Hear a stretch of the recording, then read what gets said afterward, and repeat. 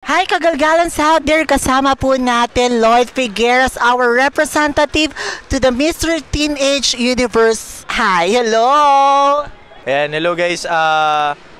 Maraming salamat po. And syempre, kay Mama Ten na talagang kino-cover ako since day one. Maraming salamat po, Mama We Ten. believe and trust you naman, di ba? Mga ating mga heydays pa noon that we're really so proud of you. Isa ka na talaga sa mga kings ng Misters, di ba? Ano ang mga preparations na ginagawa mo ngayon para sa ating upcoming pageant sa March, I think? Went through a lot of preparations po ngayon. Kung yung mga sinabi ko po sa inyo is talaga nag-prepare ako before sa Mr. of Filipinas ngayon. Dinoble ko po lahat from the body, sa mental trainings po natin, and practices, lahat po yan talagang binigyan po natin ng mas dobleng focus ngayon and mas consistent po tayo ngayon. Yun po. Oo, sinasabi mo yan eh. But you are so prepared. Ang ganda ng styling. Look at that! Di ba? By Ryan Chris. And aside from that, ang ganda lalo ng katawan mo. Your skin glowing. You speak well lalo. At tanong ng karamihan dyan, saan pa ba mahina ang isang Lloyd Figueras? Eh parang nasa yun ang lahat eh. Siguro guys, mahina po, marami po talaga akong pinilit, or hindi naman po pinilit, or marami po talaga akong ginawan ng paraan para mas mag-improve po yung sarili ko. Pero isa po sa mga talagang medyo napanghihinaan po ako ng loob is yung katulad po na sinabi ko kanina sa mga interview sa akin, is yung talaga yung pressure po pagdating sa surroundings ko po. And I'm working with it po ngayon kung paano ko po makokontrol yung sarili ko. And day by day, lagi ko po nire-remind yung sarili ko about sa problem ko na yan. So yun po talaga yung... What is that? The pressure? The pressure of winning? No, yung surroundings po mismo. Kasi tulad po nito, to give you... Expectations sa'yo, grabe. Yes po, ganun po. And, yung parang may pressure, anxiety ka sa mga pangyayari. yes po. And to give you a great example po is yung pagkapanalo ni RJ. It's actually a good pressure naman, ma. Hindi naman siya talagang pressure na kailangan kong problemahin all through. So yun nga, yung pagkapanalo ni RJ, it gives me a pressure na talagang, alam mo yun, kailangan kong pagbutihin din since RJ set the standard already in the international stage. So kailangan kong hindi ko man matapatan, pero kailangan kong bigyan o pakita yung magandang performance just like what RJ did. Yun po. Napakadami natin linggo-linggo, salpukan ng mga pageants, male and female and LGBT pageants out there. What do you think sets apart yung pageant na yun sasalihan?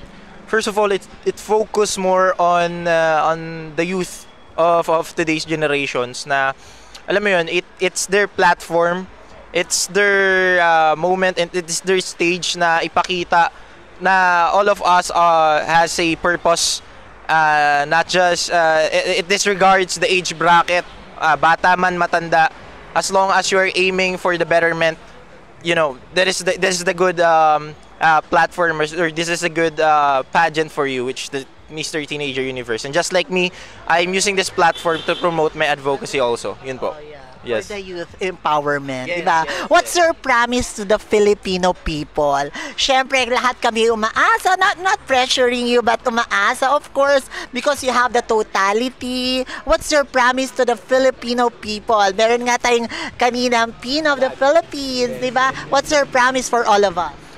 First, my first promise is, syempre bibigay ko yung best ko, gagawin ko ang lahat. Pangalawa is, ibabandera ko po yung Pilipinas sa international. Papakita ko po sa kanila kung ano nga po ba yung puso ng isang tunay na Pilipino. At pangatlo po is, we'll use this platform po talaga, and I will give some realistic movement about my advocacy na talagang isasabuhay ko po siya, gagawin ko po talaga ng paraan para mag-infiltrate po yung betterment po sa society namin sa pamamagitan sa society po natin sa pamamagitan po ng pag-introduce po ng advocacy ko po sa ating lahat. Ayun po, sa mga movements, mamas, kung sabi ko kanina, nagtuturo ako sa mga out of school youth.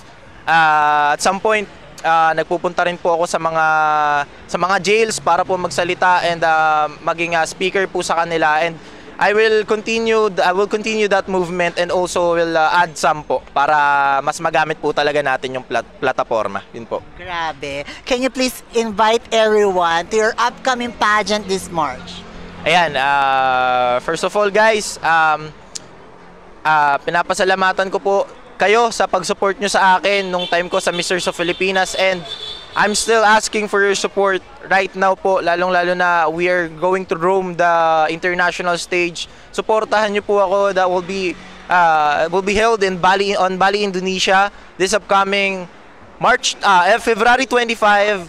Yes po, pero ang coronation, ang lipad ko po February 25th. Okay. Tapos ang pinaka-coronation po natin is March 1. So in your all the platforms po, mostly in Instagram, mas active po ang mga Indonesians sa Instagram. So mas iningi ko po yung support nyo, na supportahan po ako doon sa Instagram para po mas makapture po natin and mas malaman po natin kung ano po yung mga nangyayari sa event po natin ngayon. Yun po. We will be waiting for your victory party on after March 1, I guess, di ba? At we're claiming and manifesting a crown again for the Filipino people, for Philippines, and for you, Lloyd Figueras. Congratulations in advance, manifesting, and thank you so much. Thank you po. Thank you po. Maraming salamat po sa inyo. Thank you.